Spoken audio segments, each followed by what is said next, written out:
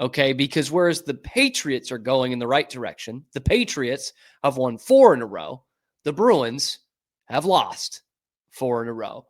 Dismal road trip out west where they lose to Vegas, Colorado, and Utah in succession.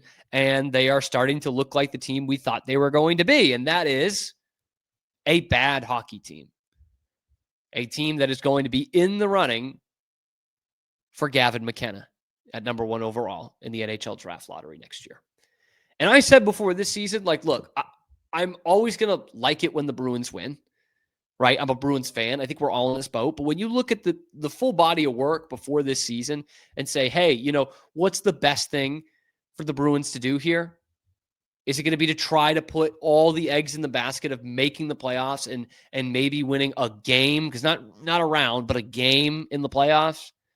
Or do you just recognize that you were a 15th place team in the Eastern Conference last year? You didn't get any better, and that you probably just are what you are. Let it be for a year and see if you can get this generational prospect in the draft. I know which way I would have gone, but I'm not going to root for them to lose night in, night out.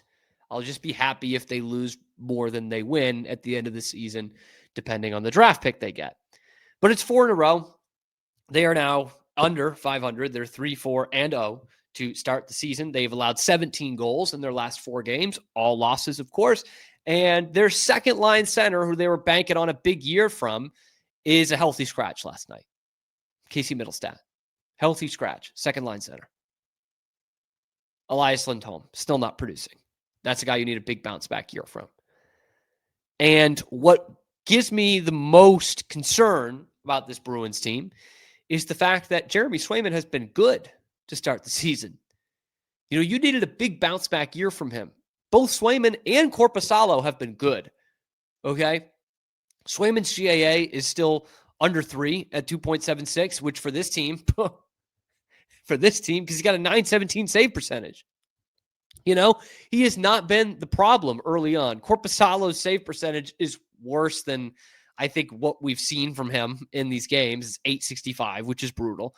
But these goaltenders have not been the problem. So, if you gave me a full season of Jeremy Swayman at a .920 and a 2.5 goals against average, which is what he's close to right now, then you'll say, man, what a bounce back year from him. But if the Bruins are going to continue to play like this, they're still going to suck. That's what sticks out to me. Everyone thought you get Hampus Lindholm back in the lineup, you get Charlie McAvoy back in the lineup, and Jeremy Swayman bounces back. You're fine. You're fine. Well, guess what? Charlie McAvoy's been in the lineup, and he has sucked. He's been one of their worst players. But I'll give him a little bit of the benefit of the doubt here. He missed the last 30 games of last season. He's getting back into things. Jeremy Swayman's been in the lineup. He's been good. Hampus Lindholm has been in and out of the lineup, which was another concern I had going into the season that a lot of Bruins fans just didn't think would be a problem. That this guy on the wrong side of 30 just shattered his kneecap last year and that he'll just be back and be fine. He won't get hurt again. Except that he does get hurt every year. He usually plays through it, but he gets hurt all the time. So with all of those things going somewhat right here, David Pastrnak still being very good, and you're getting contributions from some of your bottom 6 guys. 4 of the 5 goals against Vegas the other night were from bottom 6 guys. You do that over a week, and you should feel good about it, but they're still not winning. And I get it. Colorado and Vegas are good teams. Tampa, that's the only game they've won in regulation, was against you. And Utah has not looked good this year. And that was a well-played hockey game, and they beat you in regulation. You're not even getting loser points here. So, yeah, it does very much look like a Gavin McKenna team, a miserable for McKenna team. Because you look at those guys that you're expecting bounce-back years from, and you're getting good enough production for most of them, and it's still not working. Or how about Fraser Mitten, man? This is going to sound harsh, but you got to stick with me here. Fraser Mitten, I thought, was going to be a nice breakout player for the Bruins this year and made the team out of camp 3C right away. And so far this year, he's got 1 point.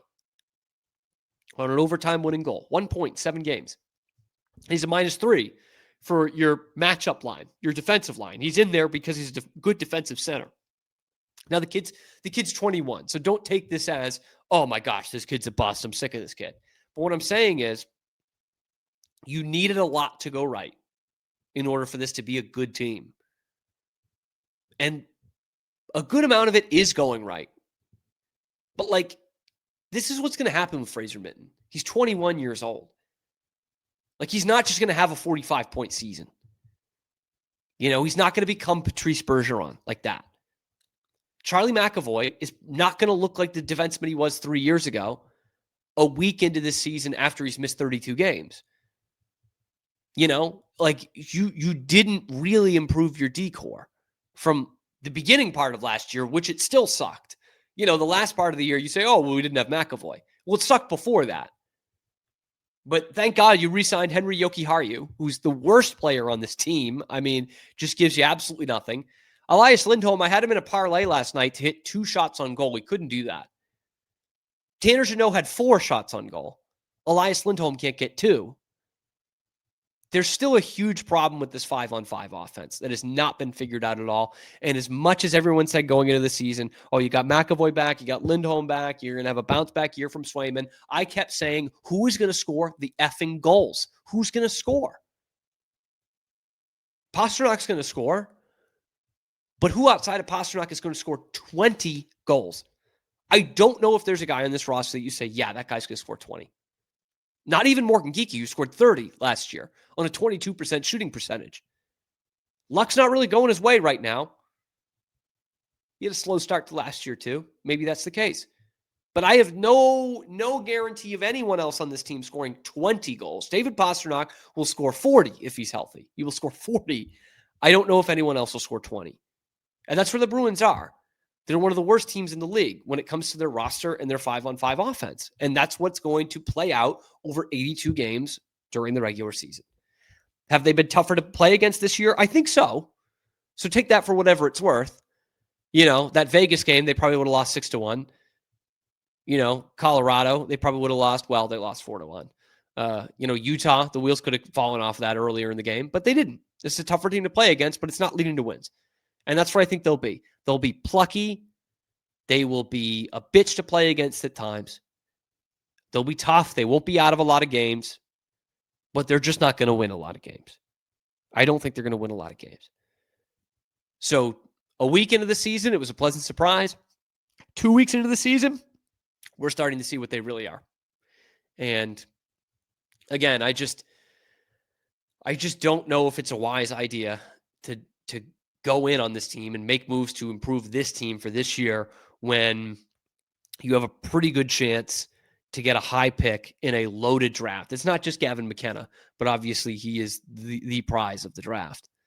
But this is a loaded draft and you have a chance to get in on the ground floor, so to speak, if you just continue to play like this, which I think they will.